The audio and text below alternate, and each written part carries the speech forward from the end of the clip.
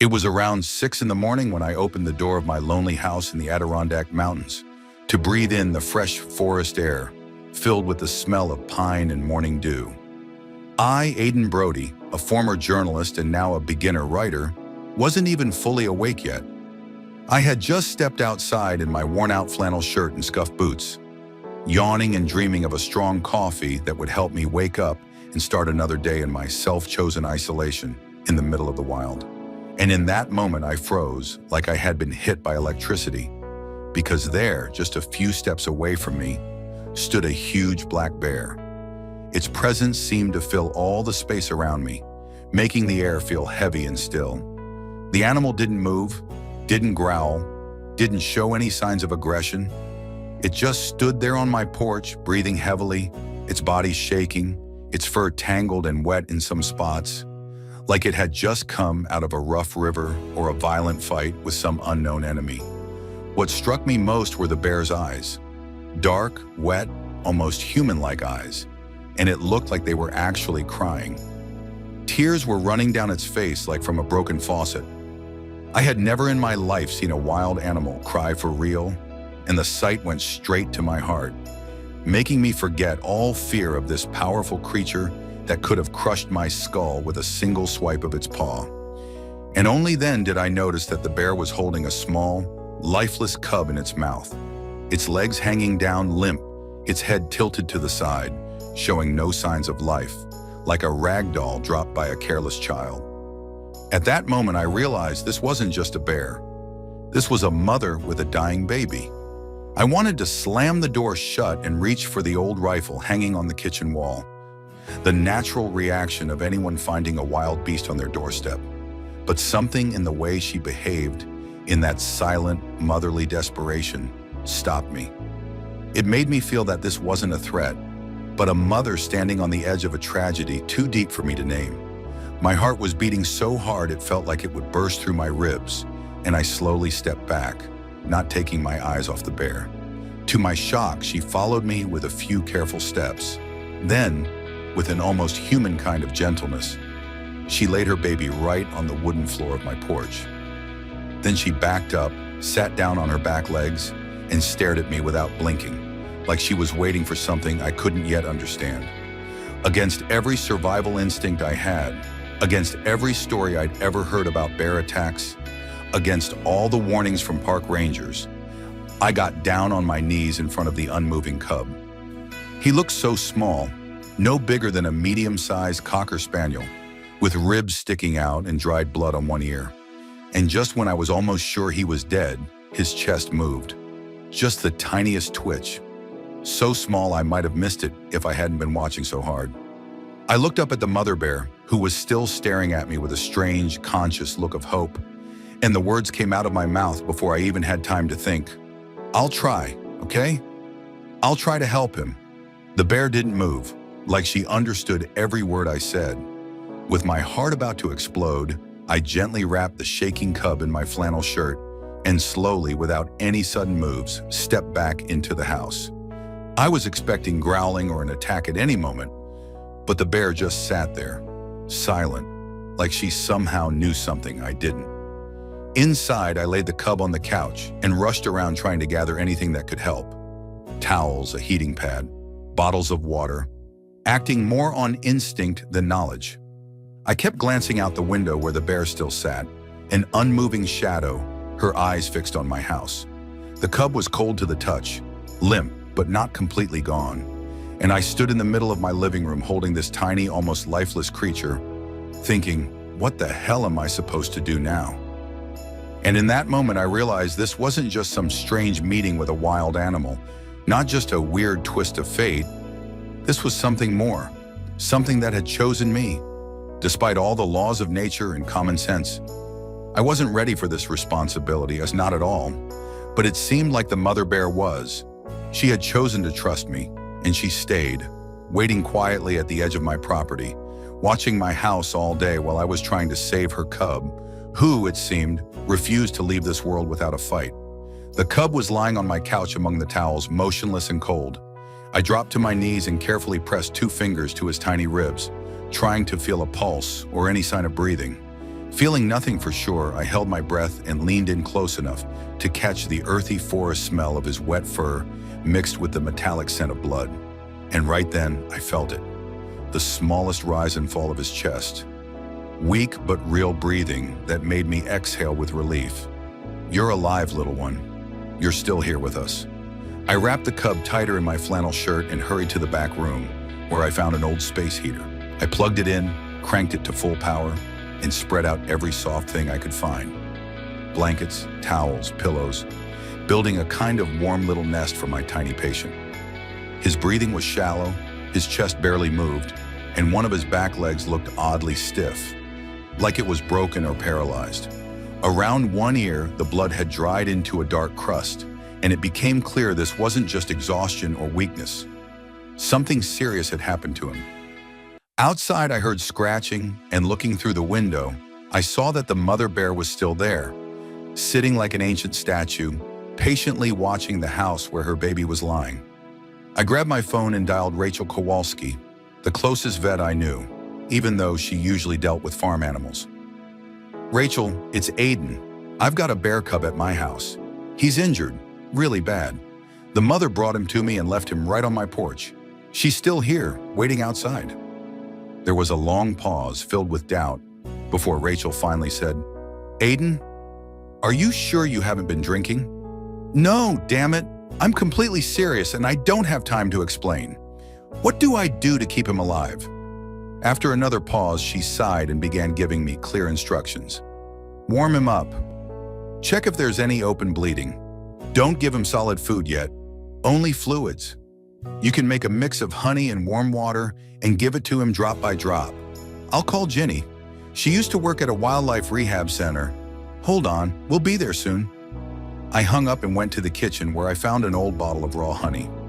I mixed it with warm water and, using a turkey baster, the closest thing I had to a dropper, I carefully opened the cub's mouth and let a few drops of liquid inside.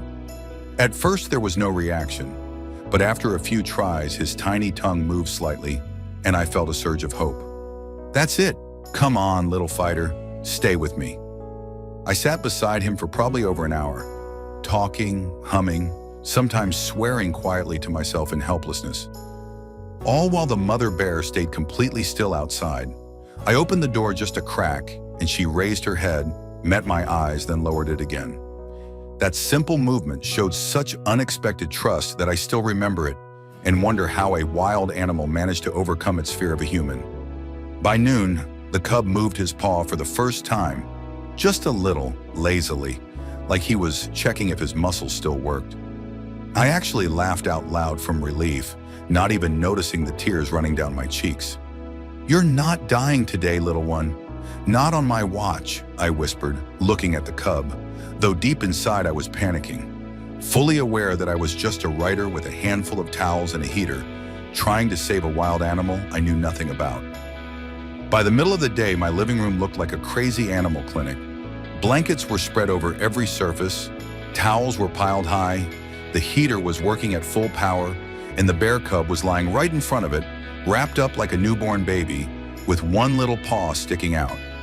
The wound on his paw had started bleeding again, and when I looked closer, it looked like a bite mark, swollen, red, and clearly infected, which could kill him faster than the cold or exhaustion. I grabbed some hydrogen peroxide, the kind I usually used for treating cuts on myself, soaked a cloth in it, and carefully pressed it to the wound. The cub flinched, and strangely enough, I was happy about that. Pain meant he was still fighting, that his nervous system was still working. From outside came a soft growl, and I looked out the window again. The mother bear hadn't moved an inch, still sitting there, her massive body completely still. But her eyes followed every movement, every shadow inside my house. I opened the door just a little and quietly told her, he's still with us. Barely, but he's holding on. Of course, she didn't answer, didn't growl. She just let out a deep breath, like she understood the meaning of my words. I went back inside and sat down on the floor next to the cub. I gave him more honey water, and this time he clicked his little tongue more clearly, trying to lick the sweet liquid, a small but definite sign of progress. My phone rang. It was Rachel again. Ginny says you're crazy, she said, but she's driving up to you with medicine. She'll be there in a couple of hours. Thank God, his paw's bleeding. Looks like a bite. And I think he has a fever, I told her quickly. Keep him warm. Don't make any sudden moves. Keep giving him fluids. And for heaven's sake, don't open that door wide. That mama bear won't stay calm forever, Rachel warned me. And I knew she was right.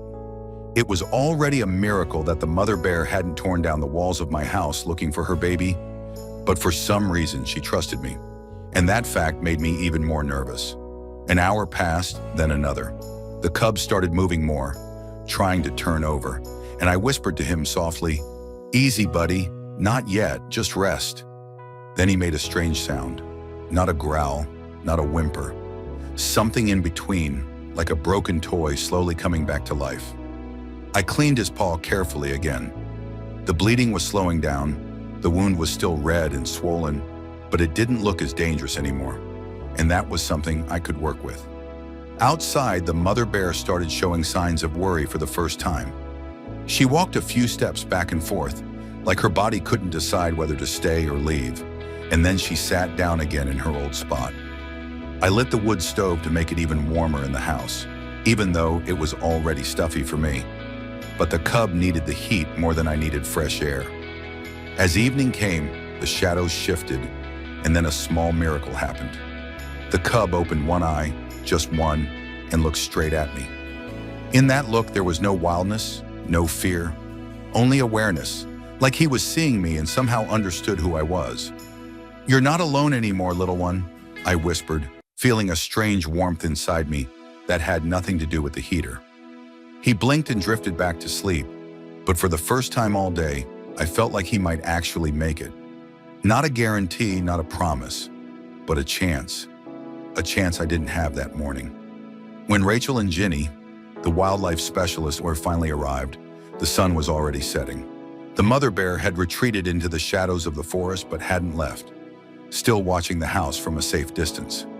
"Oh my God, you weren't joking," Rachel breathed when she saw the cub, and Ginny immediately got to work, examining the little one with professional focus. "This is a bite from an adult male," she said after a careful check. "Sometimes male bears kill other cubs to make the female go into heat again. This little one was lucky his mother managed to save him and bring him to you. It's amazing she chose a human. Maybe she had been watching you before making such a desperate move."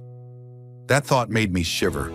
The thought that a wild animal could have been watching me, judging me, before trusting me with the most precious thing she had.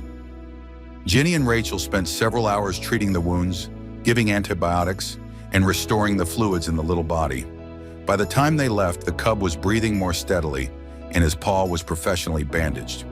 "We'll leave you some medicine and instructions," Ginny said as she packed up her things. "But once he starts getting better, you'll have to return him to the wild. He can't stay with you forever, Aiden." I nodded, though deep down I already felt how attached I was becoming to this small creature who had fought for his life right in front of me. Over the next 2 weeks, the cub recovered surprisingly fast. His wounds healed, his appetite came back, and he started showing curiosity about the world around him, exploring my home with more and more confidence. I named him Baxter, just because it felt right. Even though I knew I shouldn't give a name to a wild animal, shouldn't grow attached to someone who would soon have to return to where he belonged. The mother bear kept coming back every day, sometimes getting closer to the house, but usually staying at a distance. Always alert, always watching. I left food out for her, which she sometimes accepted and sometimes ignored, as if she didn't want to rely on human help more than absolutely necessary. One day, just as Baxter was moving confidently through the house, playing and even trying to climb on the furniture, I got a surprise visit from Deputy Louise Gentry. "Aiden, I've heard you've got a bear cub living with you, and that his mother has basically settled on your property," she said, getting straight to the point as she stood on the very spot where, 2 weeks earlier, the mother bear had stood with her cub in her mouth. I didn't try to deny the obvious. I told her the whole story. She listened with her arms crossed, her face unreadable. When I finished, she just said, "You're insanely lucky no one's been hurt. But this is a problem, Aiden. Wildlife Services already knows. They're planning to come in 3 days to take the cub, and maybe relocate the mother too. I can stall them a little, but it's your call. You need to do something." That night I couldn't sleep. I kept watching Baxter curled up in his nest of blankets. So warm, so safe, and so completely wrong for a wild animal. I knew I couldn't keep him here forever, couldn't raise him like a pet, couldn't take away his chance to be what he was born to be, a free bear in the Adirondack forest. And at the same time, the thought of letting him go hurt like hell, like tearing off a piece of myself. In the morning, I made my decision. I wasn't going to wait for Wildlife Services to show up. I wasn't going to wait for the mother bear to work up the courage to come get him. I gently placed Baxter into a large bin lined with his familiar blankets. I added his favorite toy, an old tennis ball, and packed a little food for the road. Then I climbed into my truck and headed deep into the forest, to a place I thought might be close to the mother bear's den. I drove slowly along the wooded trails, watching carefully for signs of bear activity, until I reached a small clearing surrounded by thick spruce trees. I stopped the truck and got out. I opened the bin, and Baxter blinked in the bright light, sniffing the familiar forest smells. "This is your real home, little guy," I said, feeling a lump rising in my throat. I stepped back, giving him space to climb out and look around on his own. He took a few hesitant steps, then stopped and looked at me, like he was asking what was going on, why we were here. And then we both heard the sound of branches cracking. From the edge of the clearing, the mother bear was watching us. She looked cautious but not angry. Our eyes met, and in hers I saw again that same strange awareness I had seen on the very first day. I slowly stepped back farther, showing her I meant no harm, showing her I was letting go of her cub, giving him back to the world he came from. Baxter froze, looking back and forth between me and his mother, like he was torn between two worlds, between trust and instinct, between human warmth and the call of the wild. The mother bear let out a quiet sound, something between a growl and a purr, and the cub turned toward her.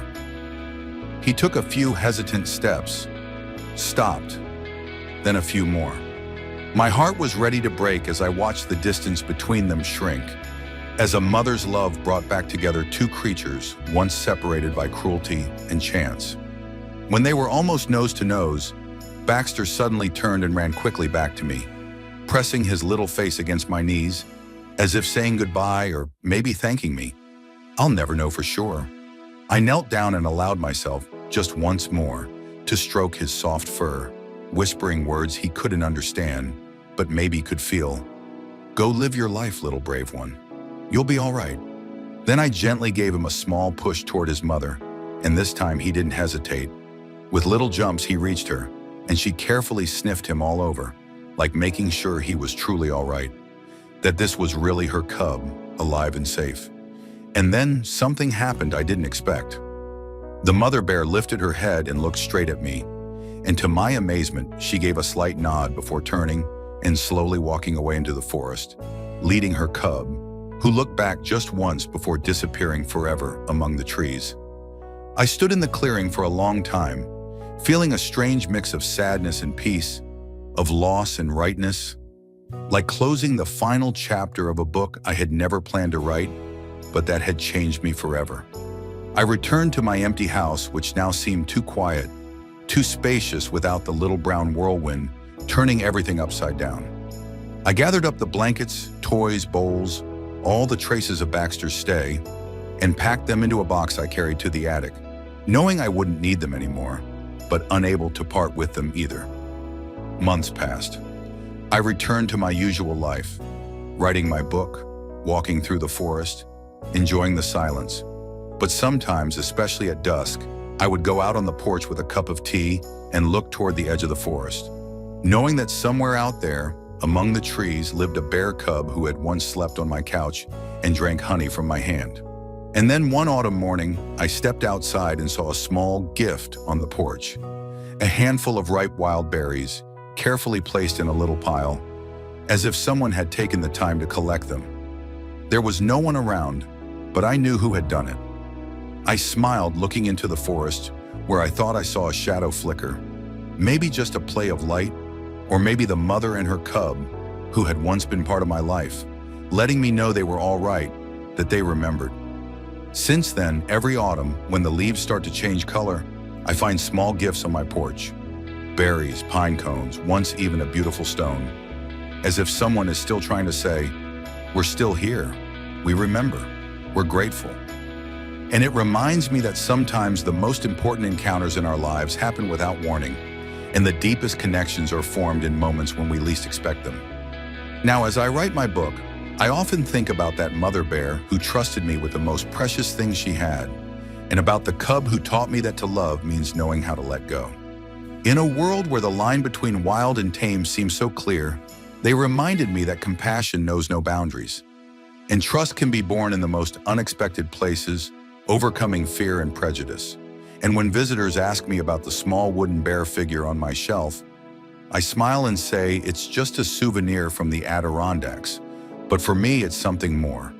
A reminder of those few weeks when my house became a shelter for a wild creature. And I became, if only for a little while, the guardian of a life that was never mine to keep, but only to protect, before returning it to its rightful owner, the endless forest and the mother who never stopped waiting.